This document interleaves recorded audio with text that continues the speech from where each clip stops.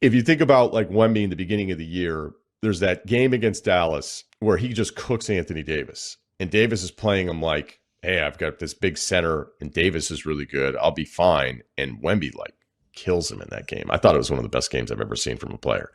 And then we see the evolution of defending Wembanyama with like a bigger stout guy, but not necessarily like traditional center. It seemed like that's where the league was going, and that's the Randall option for Minnesota, which we saw more in the second half.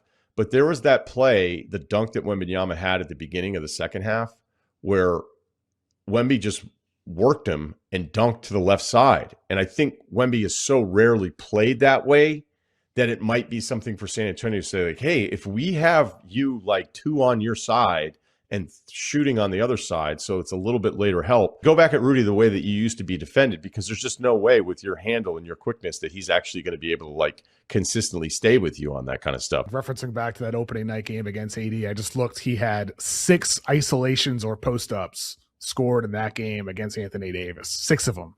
For the season, he ranked in the 41st percentile in isolations on synergy, the 46th percentile on post-ups. So not good, below average for Wemby. But ultimately, you see the flashes in the moments in which, okay, this guy can't be stopped in these moments. And you do wonder, should they go to that more often in certain situations, considering the success against an Anthony Davis type way back on opening night. And I'm sure Wemby is probably even more skilled today than he was back in October. I do wonder if we'd see something like that. And for the Spurs, I mean, this was a close game, obviously, down the stretch. There's going to be more close games, whether it's this round or in future rounds, where you're going to have Wemby get a bucket one-on-one in end game situations.